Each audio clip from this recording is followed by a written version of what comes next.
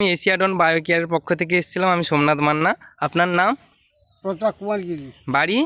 কিশোরীনগর। আচ্ছা, আপনার এই বাগানে আমি কতদিন যাবৎ আসছি?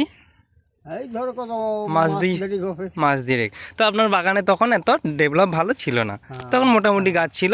তো তারপরে আমি আসার পর কয়েকটা ট্রিটমেন্ট হয়েছে, যেমন ট্রাইডন ভি, সিউডন এ ব্যবহার করেছেন, ওমডন পিয়ার দানা দিয়ে কয়েকটা দানা দিয়ে ভেজ করেছেন।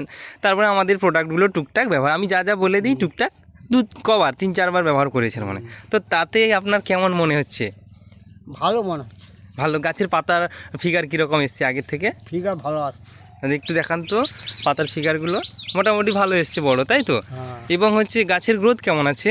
গ্রোথ ভালো আছে। গ্রোথ ভালো আছে। তো কী মনে হচ্ছে, এটা কিন্তু আপনার কোনো রাসায়নিক সার ব্যবহার করেননি, আপনি হচ্ছে জীবাণুযুক্ত সার ব্যবহার করছেন, ব্যাকটেরিয়া সার বলে না, এই ব্যাকটেরিয়া সার ব্যবহার করছেন। তো এই সম্পর্কে আমাকে একটু সাক্ষাৎকার দিন যে আপনার বাগান কেমন চলছে, এর ভবিষ্যৎ কী হতে পারে, যে এই বাগান এরকম করে যদি চলে, এরকম সুস্থ সবল গাছ যদি থাকে, আপনার কি লাভবান হবেন, খুশি থাকবেন নাকি এই সম্পর্কে একটু? খুশি থাকবো তো বটে। হুম।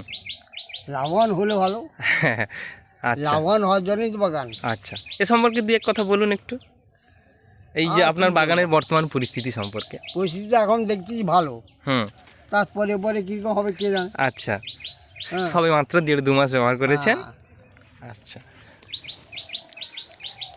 বাগানে মোটামুটি প্রত্যেকটা গাছে পাতার ফিগার ভালো এসছে। আগে মোটামুটি গাছগুলো ততটা একটা ডেভেলপ ছিল না, এখন ভালোই ডেভেলপ আছে এবং গাছের ফিগারও ভালো আছে, গাছের গ্রোথ ভালো আছে,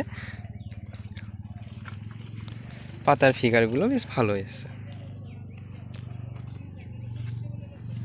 বাগানটা ততটা একটা ভালো ছিল না। ঠিক আছে বাবু, নমস্কার, ভালো থাকবেন, এইভাবে আমাদের সঙ্গে জুড়ে থাকবেন এবং এইভাবে এগিয়ে যান। হ্যাঁ, নমস্কার।